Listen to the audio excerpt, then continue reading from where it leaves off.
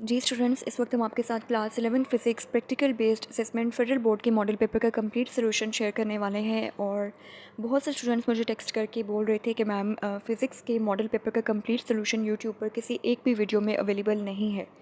So kindly आप physics का भी शेयर कर दें।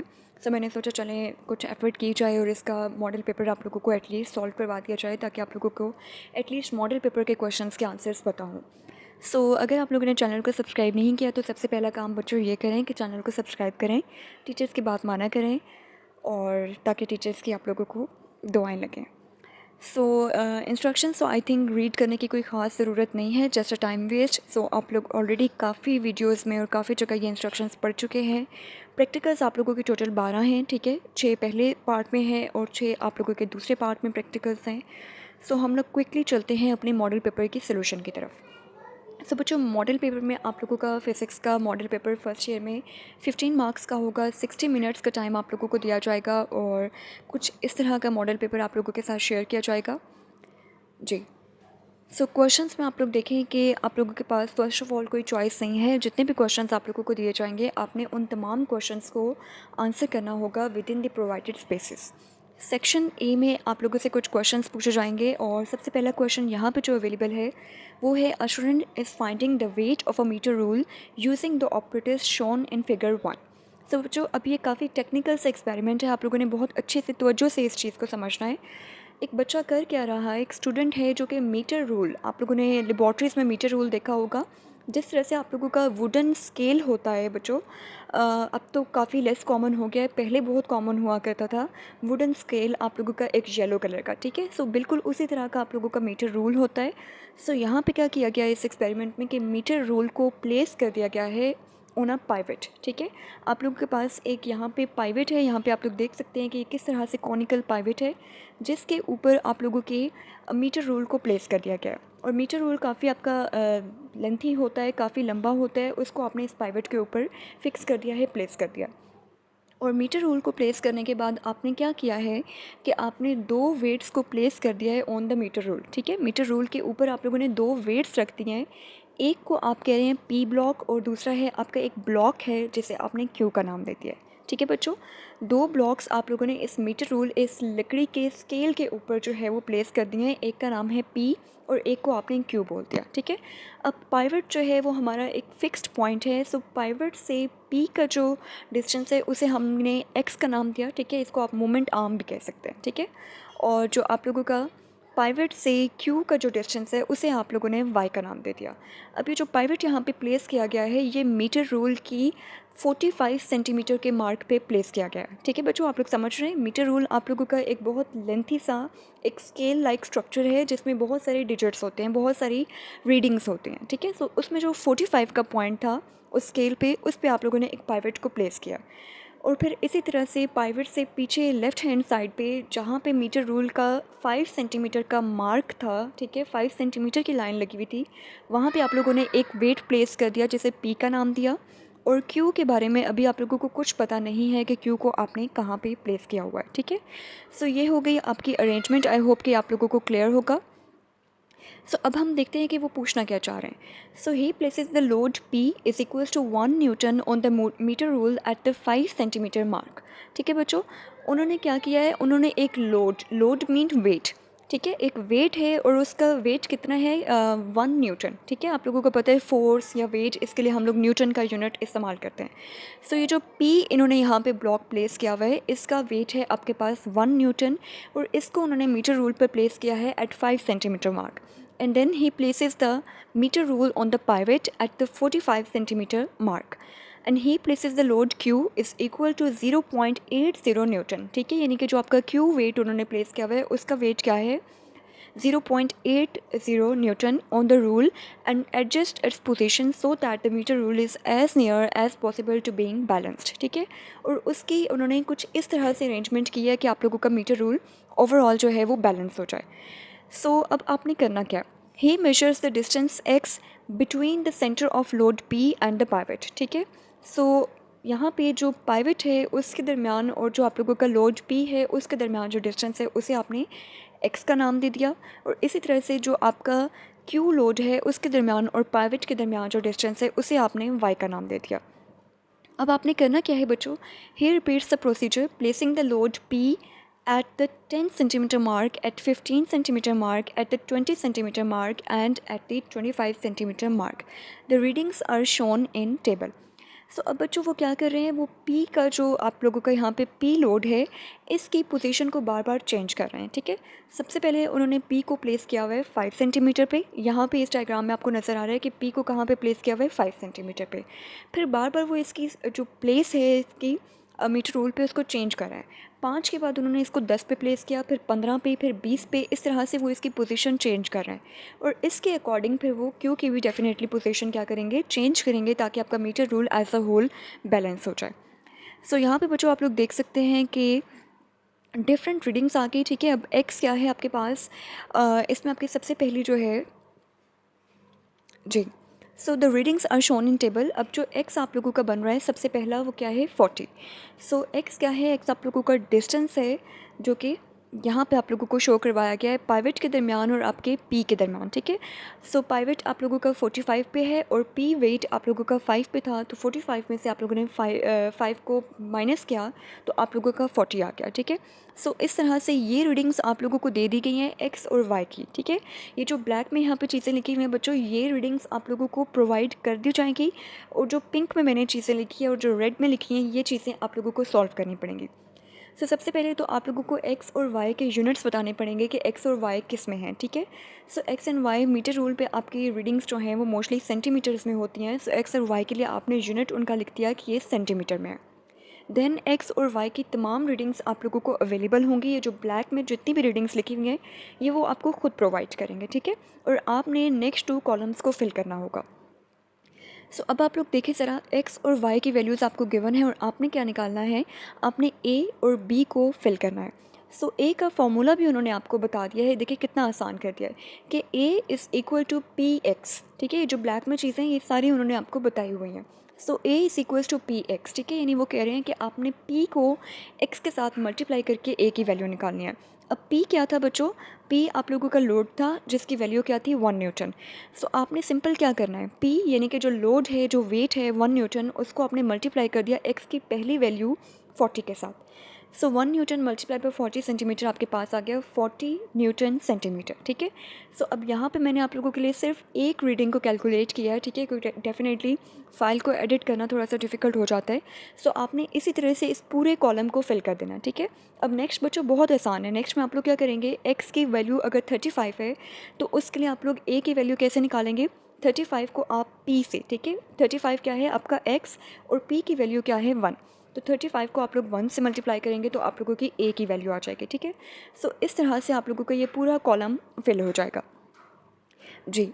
इसी तरह से आप लोगों ने बी कॉलम को फिल करना है। बी कॉलम आपका क्या है, क्यू इंटू वाई, यानी कि जो आप लोगों को क्यू वेट दिया गया है जिसके बारे में उन्होंने बताया था कि क्यू वेट आप लोगों का 0.80 न्यूटन है।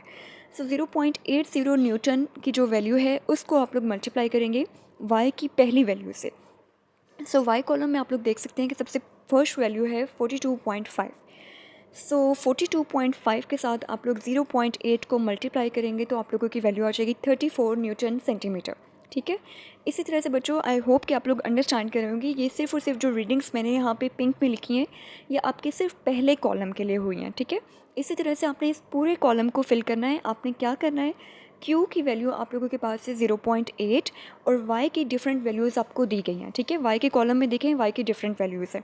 सो Q की जो 0.8 वैल्यू है उसके साथ आप Y की डिफरेंट वैल्यूज़ को मल्टीप्लाई करते जाएंगे। पहली दफ़ा आप 0.8 को 42.5 के साथ मल्टीप्लाई करेंगे, देन आप लोग 0.8 को 36 के साथ मल्टीप्लाई करेंगे, देन आप लोग 0.8 को 30 के साथ मल्टीप्लाई करेंगे, ठीक है। और इसी तरह से ये पूरा टेबल आप लोगों का सॉल्व हो जाएगा।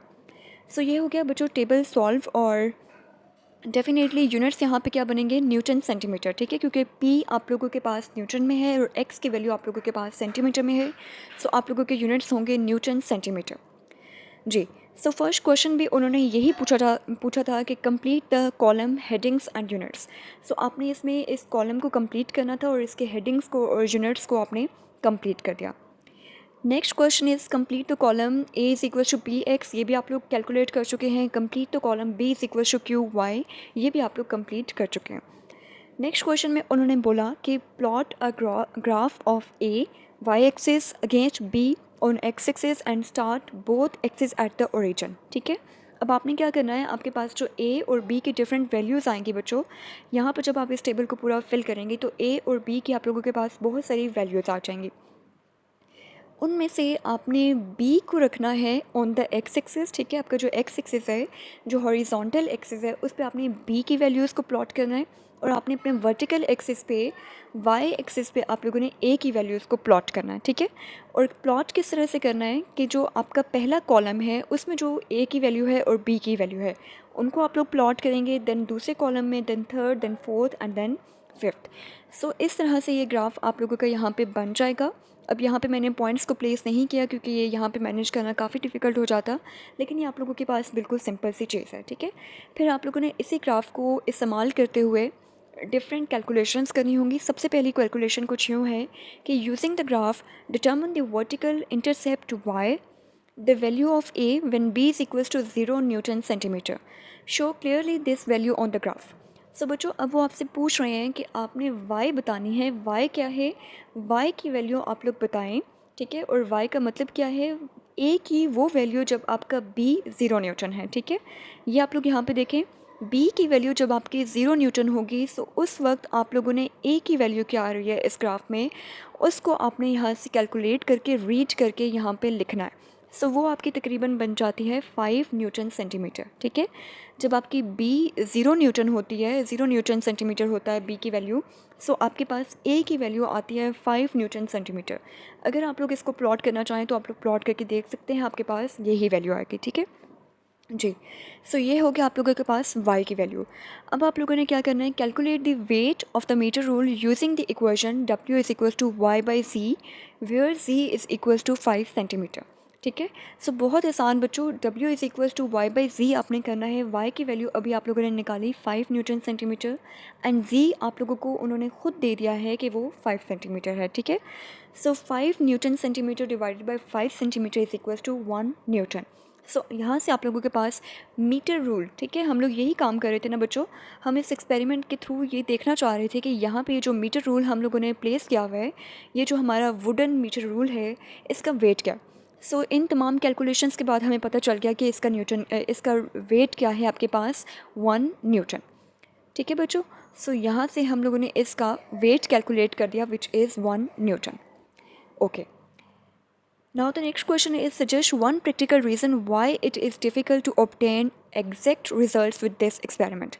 अब वो ये पूछ रहे हैं कि क्या ये जो हमारे पास मीटर रूल का वेट आया है 1 न्यूटन, सो ये आपको लगता है कि ये बिल्कुल एग्जैक्ट होगा, बिल्कुल एक्यूरेट होगा, और आप ये भी बताइए कि इस प्रैक्टिकल के थ्रू एग्जैक्ट रीडिंग्स लेना क्यों इतना डिफ़िकल्ट है।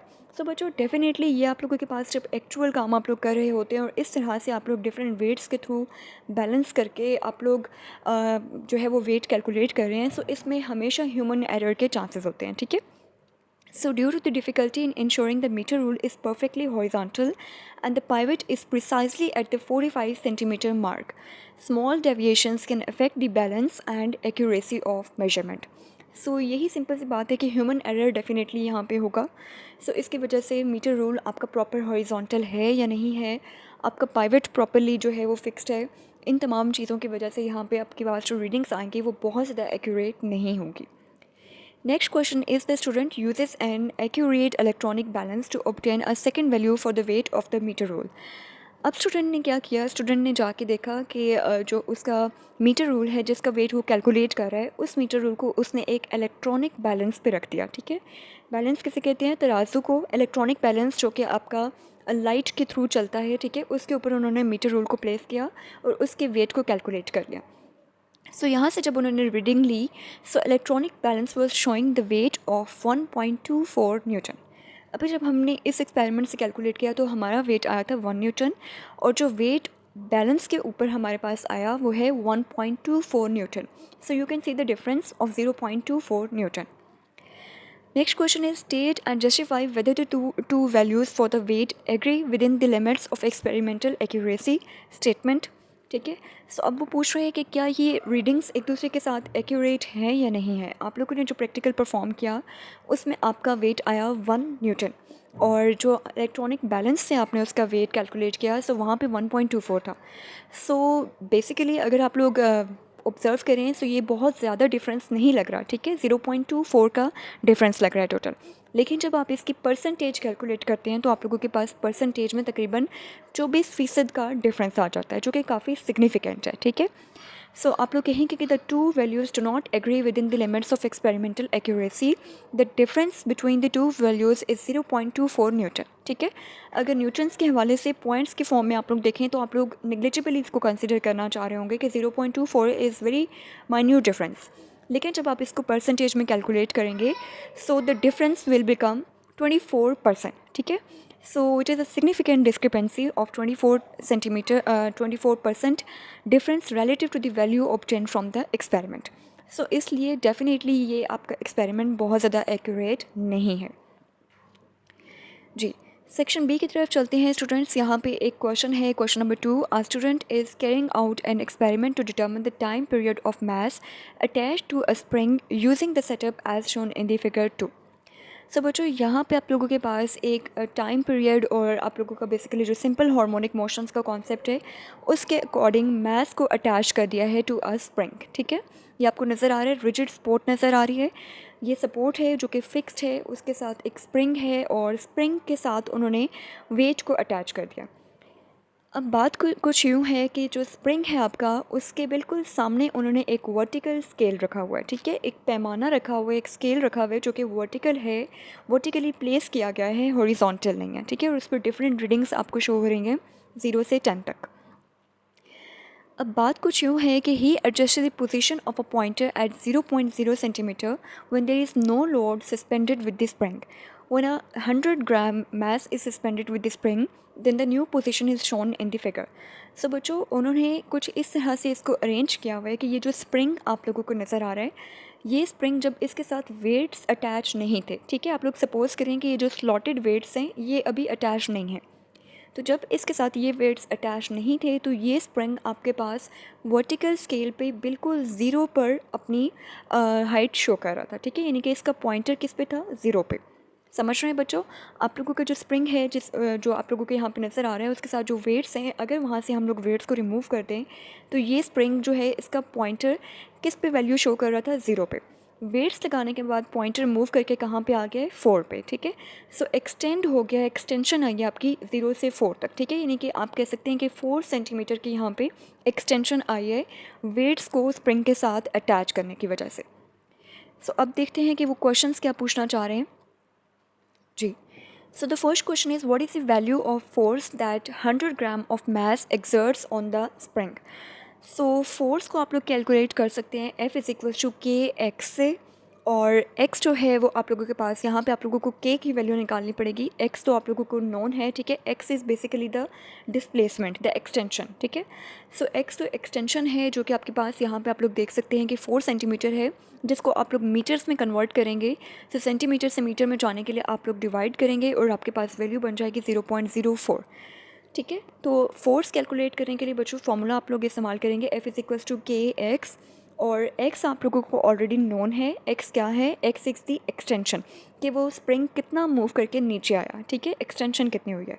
सो वो आपकी 4 सेंटीमीटर हुई है, जिसको आपने मीटर्स में कन्वर्ट करना है बाय डिवाइडिंग विद 100। 0.04 आपके पास बन जाएगा, ठीक है। लेकिन k की वैल्यू अभी आपके पास नहीं है। सो k की वैल्यू आप लोग कैलकुलेट करेंगे। What is the extension in the spring? So extension is very simple, 4 centimetre की आपकी एक्सटेंशन है। अगर वो मीटर्स में पूछते हैं तो आप इसको मीटर्स में कन्वर्ट कर सकते हैं। What is the value of spring constant k? So k की वैल्यू के लिए आप लोग k is equals to f by x करेंगे and f is equals to M G, ठीक है। सो अच्छा, यहाँ पे भी आप लोग इसी तरह से कर सकते हैं। सो f आपके पास फोर्स जो है f is equals to w is equals to M G, ठीक है। सो मैस उन्होंने आपको बता दिया है कि मैस कितना है, 100 ग्राम।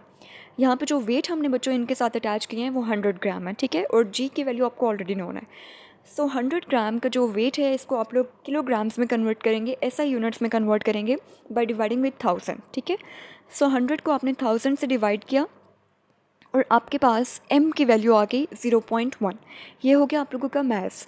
अब आप लोगों ने j की वैल्यू 9.8 लेना चाह रहे हैं या 10 लेना चाह रहे हैं, उसके साथ इसको मल्टीप्लाई किया, ठीक है।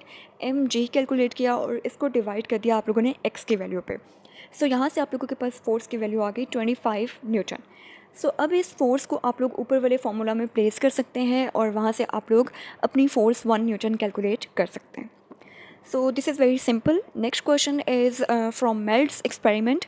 Write down the formula to calculate frequency of AC alternating current by using Meld's experiment. So अगर आप लोगों ने Meld's experiment परफॉर्म किया है और आप लोगों ने नोटबुक्स में इसको देखा है, बुक्स में देखा है, so आपको इसका फ्रीक्वेंसी का फॉर्मूला नोन होगा। इसकी फ्रीक्वेंसी का फॉर्मूला है F=n/√T/μ। ठीक है, ये जो ब्लैक से आपको नज़र आ रहा है ये अंडर रूट है बेसिकली। दूसरी तरह से नहीं डल रहा था तो मैंने कहा चले इसी तरह से डाल दिया जाए। सो ये आपका अंडर रूट है। ठीक है, n की जगह आप लोग 1 भी प्लेस कर सकते हैं, ये डिपेंड करता है कि आप लोगों को कौन सी वैल्यूज़ प्रोवाइड की गई हैं।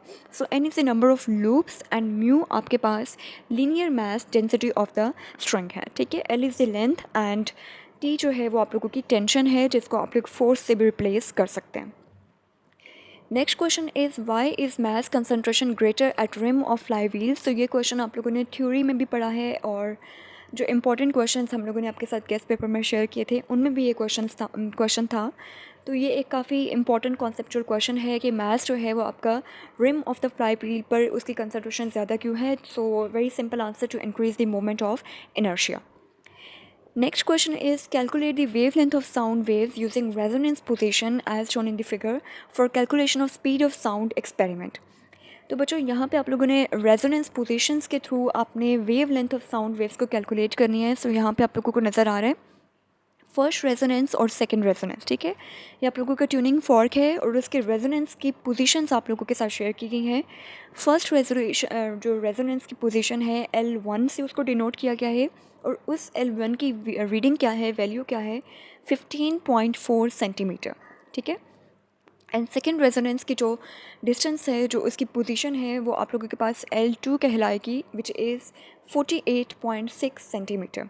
So L1 is 15.4 centimetre and L2 is 48.6 centimetre. So यहाँ से आप लोग सिंपली फार्मूला को यूज़ करते हुए अपनी वेवलेंथ कैलकुलेट करेंगे। So first resonance point L1 is equal to 15.4 centimetre and second resonance point is equal to 48.6 centimetre. So आप लोग क्या करेंगे, आप लोग डिस्टेंस कैलकुलेट करेंगे L2 माइनस L1। ठीक है, बिकॉज आप लोग जानते हैं the distance between two successive resonance points is equal to half lambda. ठीक है, अगर आप लोग नहीं जानते तो आप लोग जान लीजिए कि the distance between two successive resonance point is equal to half lambda. So यहाँ पे L2 एंड L1 जो है वो सक्सेसिव यानी कि एक के बाद एक पे दर पे आने वाले रेजोनेंस पॉइंट्स हैं। सो इनका जो डिस्टेंस है L2 माइनस L1 जो है, जो इनका डिस्टेंस है it will be equal to half lambda और you can see half of the wavelength. ठीक है, so lambda is the wavelength and L2 minus L1 आप लोग कैलकुलेट करेंगे। 48.6 में से 15.4 आप लोग माइनस करेंगे तो 33.2 आप लोगों का सेंटीमीटर आंसर आ जाएगा। लेम्डा को आप लोग एक जगह पे सेपरेट कर देंगे, 2 वहाँ पे जाके मल्टीप्लाई हो जाएगा। सो आपकी लेम्डा की वैल्यू आ जाएगी 66.4 सेंटीमीटर। सो ये है आप लोगों की wave length of sound waves. ठीक है, सो क्वेश्चन में यही कहा गया था कि calculate the wave length of sound waves using resonance point positions. So resonance positions को इस्तेमाल करते हुए कोई से भी अगर आप लोगों को वैल्यूज़ दी जाती हैं तो इस तरह से आप लोग उसको कैलकुलेट कर सकते हैं। So that's all about from today's video और आई होप कि आप लोगों को मॉडल पेपर बहुत अच्छे से प्रिपेयर हो गया होगा और चैनल को सब्सक्राइब ज़रूर कर लीजिएगा ताकि हमारी वीडियोज़ आप लोगों तक पहुँचती रहें। Thank you so much. अल्लाह हाफिज़।